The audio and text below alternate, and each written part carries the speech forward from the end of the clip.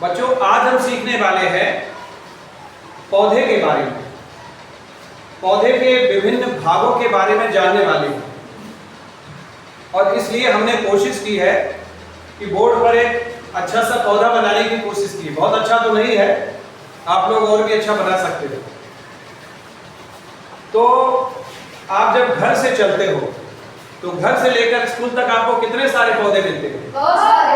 कुछ नन्हे पौधे रहते हैं, कुछ इतने बड़े रहते हैं, कुछ बहुत बड़े रहते हैं। सारे बच्चों ने पौधे देखे हैं, है ना? हरे हरे पौधे, और इस समय बारिश का मौसम है, चारों तरफ हरियाली है। तो आपके इतने छोटे बिल्कुल नन्हे पौधे, फिर इतने बड़े, हर तरह के पौधे आपको चारों तरफ दिखाई देंगे। आज हम सीखने वाले हैं कि पौधे के विभिन्न भाग कौन कौन से होते हैं। और ऊपर लिखा है पार्ट्स ऑफ प्लांट, हिंदी में बोलते हैं पौधे के भाग। कौन कौन से भाग होते हैं? तो कई सारे बच्चे जो क्लास में बैठे जानते भी होंगे। कोई बताएगा पौधे के कितने भाग होते हैं? 5। मनोज बताओ। 5। कौन कौन से? फूल, शाखा, पत्ती, दाना, जड़। ठीक, वेरी गुड। बोर्ड पे लिखा है ना, इन्होंने देख लिया। तो इस चित्र को देखिए। इस चित्र को देखकर आपको लगेगा कि इतने सारे जो 5 इसमें भाग लिखे हैं, होते तो 5 या और भी ज्यादा होते हैं, लेकिन आप इस क्रम में नहीं जानते रहे होंगे। अब हम एक एक करके सबकी चर्चा करते हैं। एक पौधा जो जमीन में खड़ा है, चाहे वो इतना छोटा पौधा हो, चाहे इतना बड़ा हो, या उससे भी बड़ा। एक पौधा जो जमीन में खड़ा है, वो किसकी सहायता से खड़ा है? जड़। Very good. वो जड़ की सहायता से खड़ा है। उसकी जड़ जितनी मजबूत होती है, वो उतनी ही मजबूती से खड़ा रहता है। आपके गांव में बरगद का पेड़ होगा जरूर कहीं। आपने देखा कितना बड़ा विशाल होता है। उसकी जड़ें बहुत गहराई तक होती है।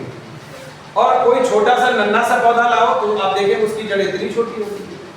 तो सबसे पहला भाग है जड़। जड़ का काम है पौधे को जमीन में रोकना, खड़े रखना।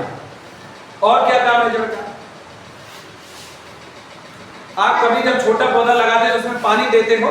क्यों पानी देते हो?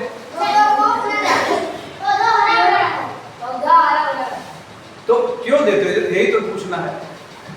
जब आप पानी देते हो तो जड़ें पानी को सोख लेती हैं और पौधे के ऊपर विभिन्न भागों में भेज देती है। ये काम है जड़ों का। अगर किसी पौधे की जड़ें आप चुप से काट दो तो क्या होगा? सूख जाएगा, क्योंकि पानी कौन लेगा? पानी सोखने वाला तो फिर कोई रहेगा नहीं।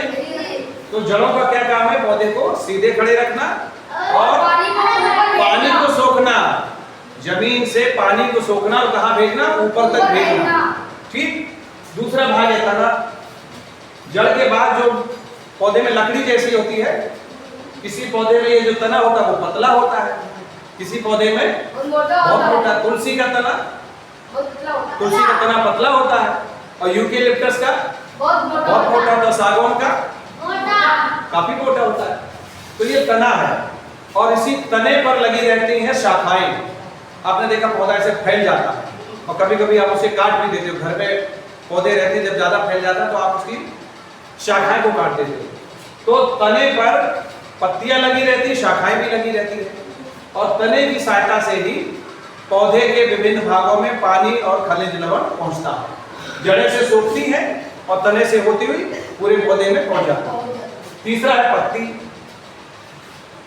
पत्ती जो सबने देखी है, किस रंग की होती है? Very good. पत्तियों का रंग हरा क्यों होता है? कोई बच्चा बताए। नहीं, पत्ती खाना बनाती। पत्तियों का हरा रंग होता है क्लोरोफिल के कारण। किसके कारण? क्लोरोफिल के कारण। अब प्रश्न आता है कि पत्तियां करती क्या है? मतलब सिर्फ हरी भरी दिखती हैं, क्या और भी कोई काम है? देखो, हमारे घर में, हमारा जो घर है उसमें खाना कहाँ बनता है? रसोई में बनता है। हर जगह बनता है क्या? नहीं। एक जगह है रसोई, वहां पे खाना बनता है। इसी तरह से पौधे को भी भोजन की आवश्यकता होती है। उसे भी ऊर्जा की आवश्यकता होती है। तो पौधे के लिए भोजन कौन बनाता है? Very good. पौधे के लिए भोजन बनाने का कार्य कौन करता है? पत्तियां। तो पत्तियां बहुत जरूरी है। अगर आप किसी पौधे की सारी पत्तियां तोड़ दो तो धीरे धीरे धीरे वो सूख जाएगा, मुरझाने लगेगा। तो पत्तियों को कहते हैं पत्तियां किचन है, पत्तियां पौधे के रसोई घर है, क्योंकि ये खाना बनाती है। इसके बाद आती है शाखाएं। बहुत सारी जो तना होता है, तने में बहुत सारी शाखाएं लगी रहती है, और शाखाओं के बाद फिर फूल आते हैं। आपने देखा होगा कई पौधों में फूल भी लगे रहते हैं। फूल और फूल के बाद फल लगते हैं। आम का पहले फूल आता है कि फल आता है? पहले फूल आता है, फिर फल लगते हैं। इसी तरह से टमाटर में पहले फूल आता है कि फल आता है? पहले फूल लगता है, उसके बाद फिर फल लगते हैं। इसी तरह से मिर्चा, जो हरी मिर्च होती है, पहले फूल आता है फिर फल। तो इस तरह से आप देखिए ये सुंदर सा पौधा बना हुआ है और उस पौधे के इतने सारे भाग लिखे हुए हैं।